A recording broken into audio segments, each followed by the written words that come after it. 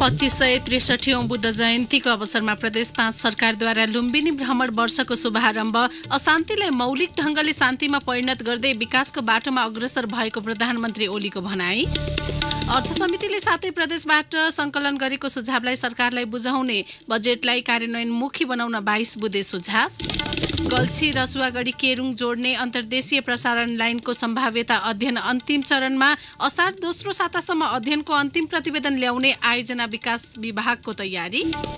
अस्ट्रेलियामा आम निर्वाचन सम्पन्न, मतगणना जारी। सत्तारूढ दलले सरकार बनाउने सम्भावना। पूर्व प्रधानमन्त्री टोनी अबट स्वतन्त्र उम्मेद्वारसँग पराजित।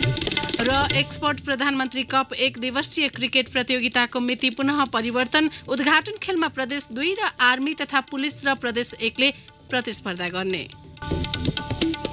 नमस्कार, कान्तिपुर डायरीका साथमा साथी दिवा र म इन्द्रलक्ष्मी। समाचार अब विस्तारमा। बुद्ध धर्मका प्रणेता तथा शान्तिका अग्रदूत गौतम बुद्धको 2563औं जन्म जयन्ती आज बुद्ध जन्मस्थल लुम्बिनी सहित देशभर विभिन्न कार्यक्रम गरी मनाइँदैछ। दिवसको अवसरमा बिहान बुद्ध जन्मस्थल बायाँदेवी मन्दिर परिसरबाट शान्तिद्वीपसम्म शान्ति र्याली निकालिएको थियो। र्यालीमा प्रधानमन्त्री केपी शर्मा ओली सहित प्रदेश 5 का मुख्यमन्त्री मन्त्रीहरू तथा 25 देशका प्रतिनिधि सहभागी भएका थिए। यसैबीच बुद्ध जयन्तीको अवसरमा प्रदेश 5 सरकारले आजदेखि लुम्बिनी भ्रमण वर्ष 2076 को शुभारम्भ गरेको छ। कार्यक्रमको उद्घाटन गर्दै राष्ट्रपति विद्यादेवी भण्डारीले सबैको सहयोग र सहकार्यमा भ्रमण वर्ष सफल पार्नुपर्ने बताउनु भएको छ। लुम्बिनीलाई विश्वकै सांस्कृतिक पर्यटक स्थल बनाउन सकिने उहाँको भनाइ थियो।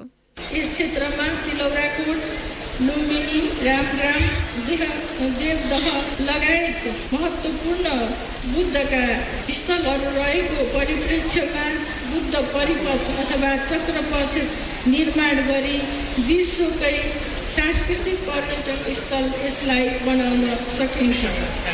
संयुक्त राष्ट्र सङ्घले बुद्धवादको महत्त्वलाई आत्मसात गर्दै बुद्ध जयन्तीको सन्दर्भमा वैशाख डे भनी नामाकरण गरिसकेको परिवेशमा बुद्धका शिक्षाहरू संस्थागत रूपमै तीव्र रूपमा अन्तर्राष्ट्रियकरण भइरहेकोमा सबैले गर्व गर्नु पर्दछ। राष्ट्रपति भण्डारीले लुम्बिनी गुरु योजना छिटो सक्ने गरी काम गर्न लुम्बिनी विकास कोषलाई आग्रह समेत गर्नुभयो।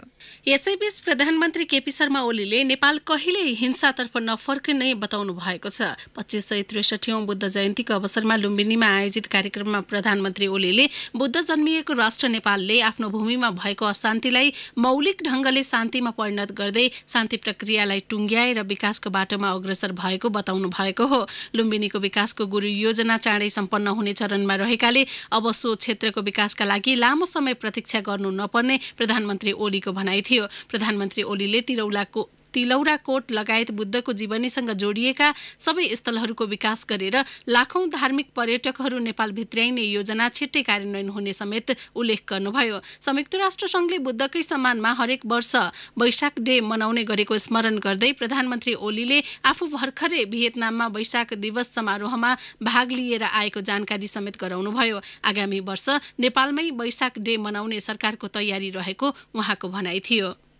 49 वर्ष अगाडि बनेको त्यस संस्थालाई, लुम्बिनी विकास सम्बन्धी सहयोग जुटाउने संस्थालाई फेरि हामीले सक्रिय बनाउनु पर्दछ र त्यस काममा म लागेको छु। र मैले यसपल्ट वैशाख डेको कन्फरेन्समा पनि भनेर मैले वैशाख डे सम्बन्धी पदाधिकारीहरूसँग पनि आउँदो वर्ष नै नहुन पनि सक्छ हाम्रो कार्यक्रम वैशाख डे, या नहुन पनि सक्छ। भएन भने त्योभन्दा अर्को वर्ष हामी अवश्य गर्छौँ। केही कारणहरू छन्, अर्को वर्ष सायद हामीले सहमति पाउँदैन।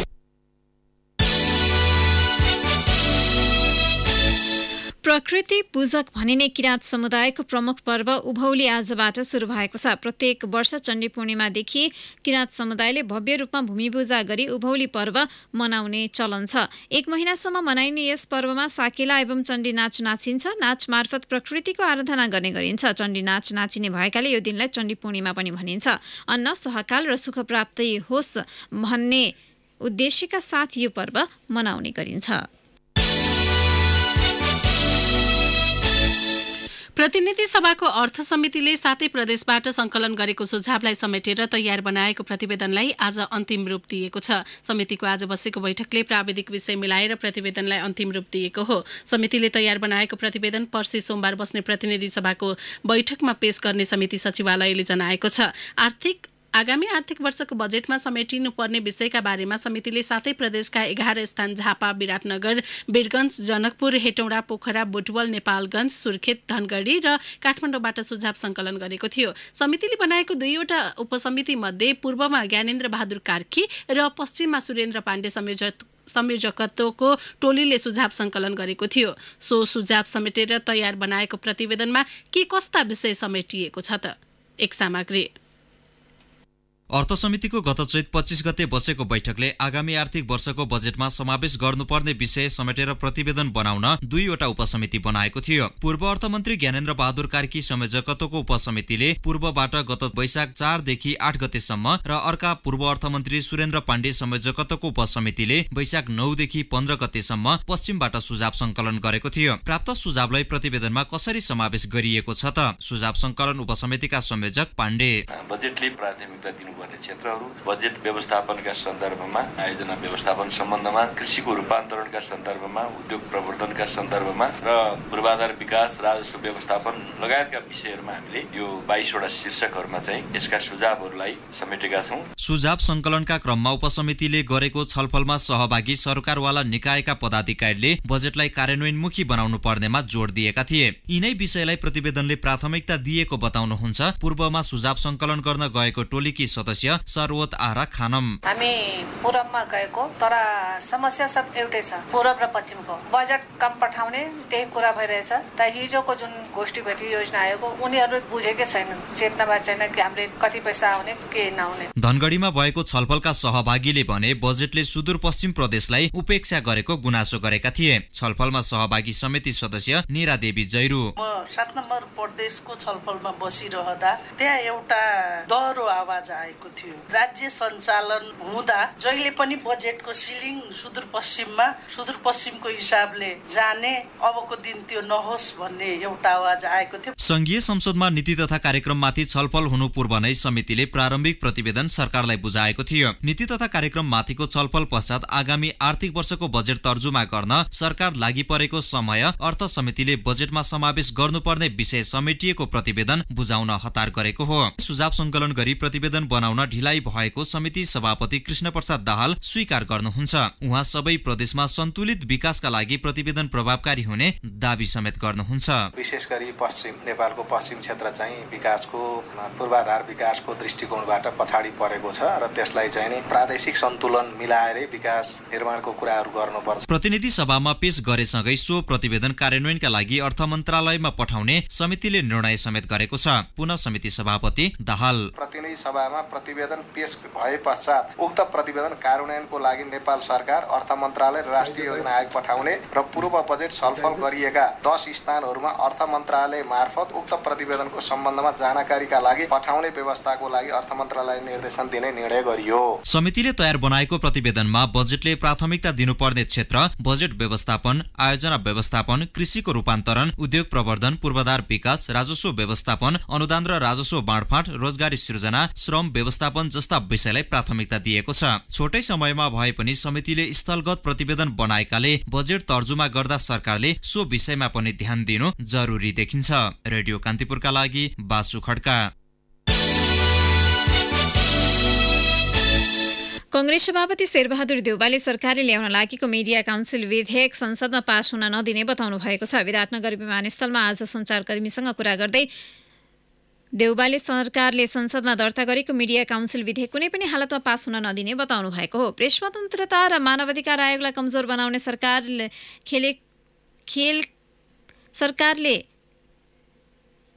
यसलाई फेरि सुन्नुहोस्। प्रेस स्वतन्त्रता र मानवाधिकार आयोगलाई कमजोर बनाउने सरकारको खेलको कांग्रेसले कडा प्रतिवाद गर्ने उहाँले बताउनुभयो। सदन घेराउ गरेर विधेयक पास हुन नदिने देउवाको भनाइ थियो। पत्रकारहरू स्वयंले पनि जे पायो त्यही लेख्न नचाहने बताउँदै उहाँले जे पायो त्यही लेख्ने पत्रकार समाजमा आफै कमजोर बन्दै जाने उल्लेख गर्नुभयो। नियमन गर्न सकिने विषयमा संविधानको विपरीत गएर प्रेसलाई अंकुश लगाउने कानून निर्माण गर्नु गलत हुने नेता देउवाको भनाइ थियो। कान्तिपुर डायरीमा अब ब्रेकको पालो। ब्रेकपछि अब बाँकी प्रसङ्ग। पाँचथरको फालेलुङ गाउँपालिका वडा नम्बर 3 बुङचिङ डाँडामा निर्माणाधीन एकीकृत नमुना बस्ती निर्माणको कामले गति लिएसँगै पालमुनि चिसो भुइँमा बस्दै आएका पहिरो पीडितको मुहारमा खुसीको सञ्चार हुन थालेको छ। थप विवरणसहित पाँचथरबाट सहकर्मी लक्ष्मी गौतमको यो रिपोर्ट।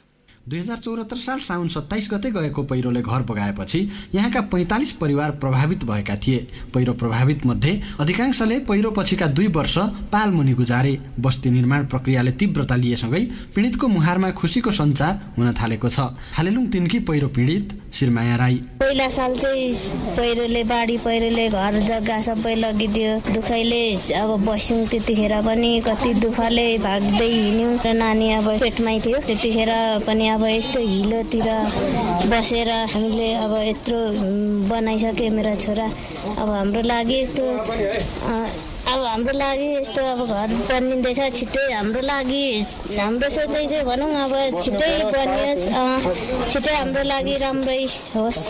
घरबारविहीन परिवारलाई स्थानान्तरण गर्न फालेलुङ 3 बुङचिङ डाँडामा एकीकृत नमुना बस्ती निर्माण गर्न थालियो। 1 नम्बर प्रदेश सरकारसँगको सहकार्यमा फालेलुङ गाउँपालिकाले बस्ती निर्माण प्रक्रिया अगाडि बढाएको हो। अहिलेसम्म बस्ती निर्माणको 80% काम सकिएको फालेलुङ गाउँपालिकाका अध्यक्ष सञ्चक कुमार केरुङ बताउनुहुन्छ। मार्फत चाहिँ अब 50 लाख रुपियाँ प्रदेशले आर्थिक सहयोग गर्नुभएको छ। त्यही अनुसार चाहिँ हामीले त्यहाँ जम्मा प्राविधिक इस्टिमेट अनुसार 15 घर तयार हुँदैछ। अनि अब त्यसलाई व्यवस्थित बनाउनको लागि हामी अब थप गाउँपालिकाबाट टिन उपलब्ध तपाईँको टिन उपलब्ध गराउने भएको छौँ। अनि बाँकी फेरि त्यो घरहरूलाई संरक्षण गर्नुको लागि त पानीको ढल निकासको लागि पनि थप फेरि कार्यपालिका निर्णय गरेर 1 लाख रुपियाँ बजेट विनियोजन भएको छ। फालेलुङका पहिरो पीडितका लागि प्रति परिवार भान्साघर सहित कोठायुक्त घर निर्माण भइरहेका छन्। जस्ता पाता लगाउने बित्तिकै ती घरमा पहिरो पीडितलाई सारिने भएको छ। पहिरोले घरबारविहीन बनाएका 45 मध्ये गोला प्रथा गरेर पहिलो वर्ष 15 परिवारलाई बस्तीमा सार्ने तयारी भइरहेको एकीकृत नमुना बस्तीका अध्यक्ष पदम राई बताउनुहुन्छ। कखको हामीले छुटाउँछौँ। कलाई चाहिँ यहाँ पहिलो प्रथा दिएको छ। अनि ख वर्गलाई पनि दोस्रो र तेस्रो गर्दै हामीले अरू दैविक प्रकारले अब अरू पनि आउन सक्छ। तर गोला प्रथा गरेर भन्दा पीडितहरूको आर्थिक अवस्था मूल्याङ्कन गरी सबैभन्दा न्यून आय भएकालाई प्राथमिकता दिनुपर्ने स्थानीय बताउँछन्। अर्का स्थानीय ललित थामसुहाङ।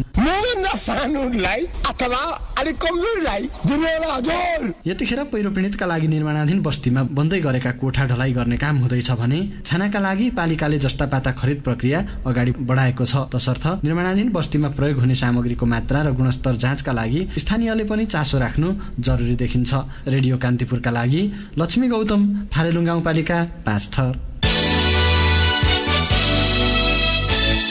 केन्द्रीय अस्पतालहरूको pharmacy, emergency, ICU, CCU, general ward, OPD र एक्सटेन्ड हस्पिटल सर्भिसमा न्यूनतम आधार नभएको भन्दै व्यवस्थित गर्न सरकारलाई संसदको शिक्षा तथा स्वास्थ्य समितिले सुझाव दिएको छ। समिति अन्तर्गतको स्वास्थ्य तथा जनसङ्ख्या उपसमितिले स्वास्थ्य चौकी, प्राथमिक स्वास्थ्य केन्द्र र अन्य स्वास्थ्य संस्थाहरूको सरकारले तोकेको समयमा नियमित रूपमा सञ्चालन र परिचालनको व्यवस्था गर्न सुझाव दिएको हो।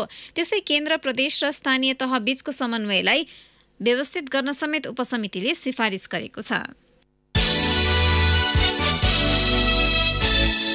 सडक सञ्जालमा जोडिएको 1.5 दशकमा जुम्लाको खलङ्गामा तात्विक परिवर्तन देखिएको छ। भौतिक संरचना मात्र फेरिएको छैन, मानिसको लवाई खवाईदेखि शिक्षा, स्वास्थ्यका क्षेत्रमा पनि परिवर्तन भएको छ, जसका कारण आम बुझाइमा विकट लाग्ने जुम्लाको परिभाषा केही बदलिएको छ। थप विवरणसहित जुम्लाबाट सहकर्मी एलपी देवकोटाको रिपोर्ट।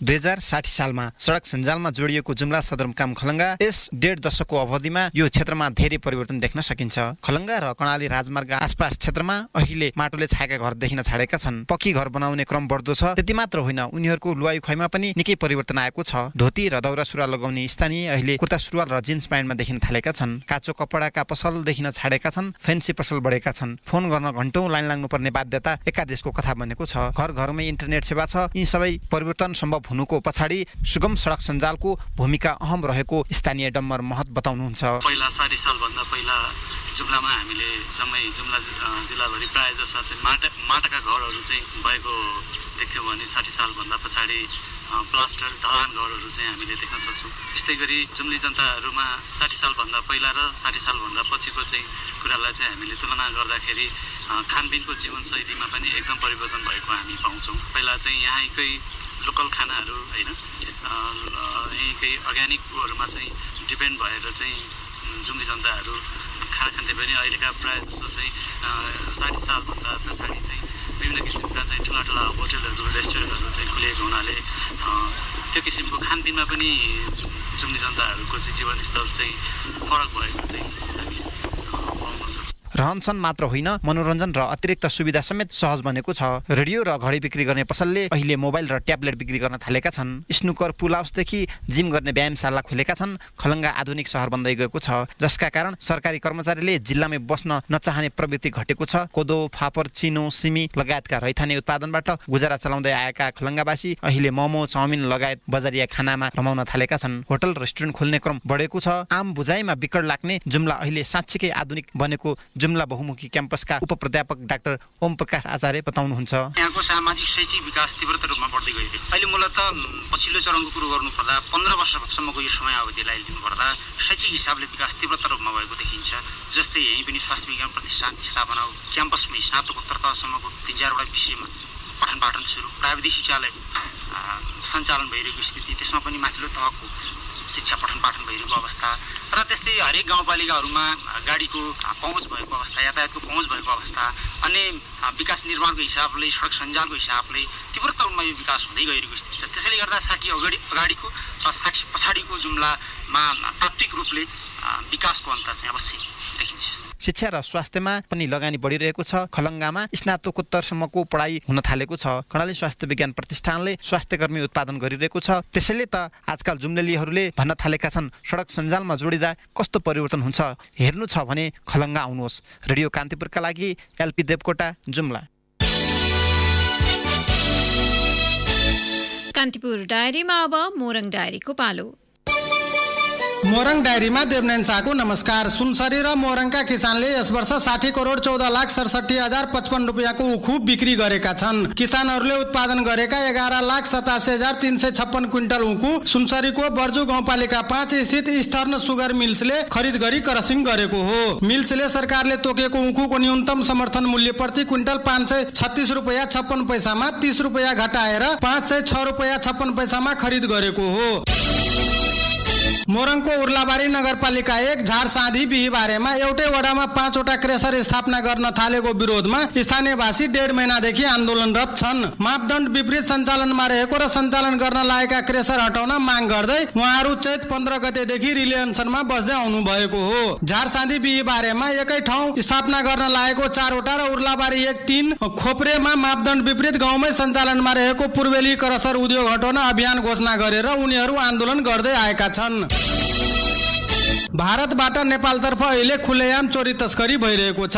तस्करहरूले धान, गहुँ, मकै भन्दै अनेक सामग्री सुरक्षाकर्मीको मिलोमतोमा अवैध रूपमा भन्सार छलेर भित्र्याइरहेका छन्। धनपाल थान गाउँपालिका 2 स्थित खैरबाना लगायत नाकाबाट चोरी तस्करी भइरहेको छ। व्यापारीहरूले सुरक्षाकर्मीसँग लाइन मिलाएर भारतबाट विभिन्न सामग्री नेपालतर्फ भित्र्याइरहेका छन्। मोरङको स्थानीय विकास पूर्वाधार साझेदारी कार्यक्रमको कुल बजेट मध्ये हालसम्ममा 9.59% मात्रै खर्च हुन सकेको छ। कार्यक्रम अन्तर्गत 24 करोड बजेट मध्ये हालसम्ममा 2,30,23,417 रुपियाँ मात्रै खर्च भएको कोष तथा लेखा नियन्त्रण कार्यालय मोरङले जनाएको छ। जिल्ला स्थित 6 वटा निर्वाचन क्षेत्रका सांसदहरूले आफ्ना क्षेत्र स्थित स्थानीय तहमा योजना छनौट गरेर बजेट विनियोजन गरेको हो। हस्त मोरङ डायरी आजलाई यति नै। देवनयन शाहलाई बिदा दिनुहोस्। नमस्कार। कान्तिपुर डायरीमा पुनः ब्रेकको पालो। व्यावसायिक खेतीमा लागेका किसानलाई प्रोत्साहन तथा स्थानीय कृषि उपज प्रवर्धनका लागि धनकुटाको सिन्धुवामा कृषि प्रदर्शनी सुरु भएको छ। आधुनिक र अर्ग्यानिक खेती प्रविधि, रोग किरा नियन्त्रण, उत्पादित कृषि उपजको बजारीकरणका बारेमा किसानलाई बुझाउन प्रदर्शनी आयोजना गरिएको हो। धनकुटाको तेलिया, ताङखुवा, परेवादिन, हात्तीखर्क, मूर्तिढुङ्गा, जितपुर लगायत क्षेत्रका किसान आफ्ना उत्पादन, कृषि प्रविधि र कृषि कर्ममा भोग्नु परेका समस्या लिएर प्रदर्शनी पुगेका छन्। अब अन्तर्राष्ट्रिय प्रसङ्ग अस्ट्रेलियामा आम निर्वाचन सम्पन्न भएको छ। हरेक 3 वर्षमा हुने निर्वाचनको मतगणना भइरहेको भए पनि अहिलेसम्म जारी मतगणनाले सत्तारूढ लिबरल गठबन्धनले सरकार बनाउने सम्भावना देखिएको हाम्रा अस्ट्रेलियाका सहकर्मी नारायण खड्काले जनाएका छन्। 150 प्रतिनिधि सभा सदस्य र 76 माथिल्लो सदन सेनेट सदस्यका लागि भएको आम निर्वाचन करिब 1 महिना अघिदेखि नै सुरु गरिएको थियो। मतदान स्थलमा चुनाव घोषणा भएको दिन मतदान गर्न नसक्नेहरूका लागि केही साता अघिदेखि नै देशैभरि दर्जनौंको संख्यामा प्री पोल मतदानको व्यवस्था गरिएको थियो भने हुलाकबाट समेत मतदानको व्यवस्था गरिएको थियो। प्री पोल मतदानमा 40 लाख बढीले मतदान गरेका थिए भने हुलाकबाट 15 लाखले मतदान गरेका थिए। आज भएको निर्वाचनमा करिब 12 लाखले मतदान गरेको बताइएको छ। बहुमत ल्याउनका लागि 76 सिटको आवश्यकता पर्नेमा अहिलेसम्म नतिजामा लिबरलले 74 स्थानमा अग्रता बनाएको छ भने विपक्षी दल लेबरले 65 सिटमा अग्रता लिएको छ। अस्ट्रेलियाका पूर्व प्रधानमन्त्री टोनी अबर्टले करिब 1.5 दशकदेखि जित हासिल गर्दै आएको निर्वाचन क्षेत्रबाट स्वतन्त्र उम्मेदवारसँग हार बेहोरेका छन्। निर्वाचनमा अन्य उच्च नेताले भने जित हासिल गरेका छन्। निर्वाचनबाट विपक्षी दल लेबरले बहुमत ल्याउने सर्वेक्षणहरूले देखाएको भए पनि नतिजा त्यसको विपरीत देखिएको हो। अब खेल प्रसङ्ग एक्सपर्ट प्रधानमन्त्री कप 1 दिवसीय क्रिकेट प्रतियोगिताको मिति फेरि सरेको छ। आयोजक राष्ट्रिय खेलकुद परिषद र नेपाल इन्टरनेसनलले काठमाडौँमा आज पत्रकार सम्मेलनमा जर्सी र खेल तालिका सार्वजनिक गर्दै प्रतियोगिताको मिति पुनः सरेको जानकारी दिएको हो। जेठ 1 गतेबाट गर्ने भनिए पनि यसअघि मिति सरेर जेठ 8 गतेमा हुने भनिएको प्रतियोगिता अब 10 गतेबाट सुरु हुने आयोजकले जनाएका छन्। प्रतियोगिताको उद्घाटन खेलमा आर्मी र प्रदेश 2 तथा नेपाल पुलिस र प्रदेश 1 भिड्नेछन्। प्रतियोगितामा सहभागी 7 प्रदेश र 3 विभागीय टोलीलाई 2 समूहमा विभाजन गरिएको छ। भरतपुर गोल्ड कप फुटबल प्रतियोगिताको उपाधि सीएमजी सङ्कटाले उचालेको छ। चितवनको नारायणगढ स्थित क्याम्पाचौर मैदानमा आज भएको फाइनलमा सङ्कटाले झापा 11लाई 3-0 गोल अन्तरले पराजित गर्दै उपाधि हात पारेको हो। उपाधिसँगै सङ्कटाले 6 लाख रुपियाँ प्राप्त गर्यो। उपविजेता बनेको झापाले 3 लाख रुपियाँ पायो। सङ्कटाको जितमा अमित तामाङ र लक्ष्मण रुचालले 1-1 गोल गरे, 1 गोल उपहार पायो। एशिया कप व्हीलचेयर क्रिकेट प्रतियोगिताको उपाधि पाकिस्तानले उचालेको छ। काठमाडौँको कीर्तिपुर स्थित त्रिवी क्रिकेट मैदानमा आज भएको फाइनलमा पाकिस्तानले भारतलाई 5 विकेटले पराजित गर्दै उपाधिसँगै 60,000 रुपियाँ हात पारेको हो। उपविजेता बनेको भारतले 30,000 रुपियाँमा चित्त बुझाएको छ। यसैबीच नेपालका शीर्ष 3 एमेच्योर खेलाडीलाई नेपाल गल्फ एसोसिएसनले नगदसहित सम्मान गरेको छ। एसोसिएसनले आज राजधानीमा एक कार्यक्रम गर्दै व्यावसायिक खेलमा एमेच्योर खेलाडीले उत्कृष्ट प्रदर्शन गरेको मध्ये शुक्र राई, टङ्क बहादुर कार्की र सुभाष तामाङलाई नगदसहित सम्मान गरेको हो। हवस् त यिनै प्रसङ्गसँगै कान्तिपुर डायरीको यो बुलेटिन यही सकिन्छ। साथी दिवा र म इन्द्रलक्ष्मी बिदा हुन्छौँ। नमस्कार। सूचना र मनोरञ्जनको सम्वाहक रेडियो राष्ट्रको रेडियो कान्तिपुर।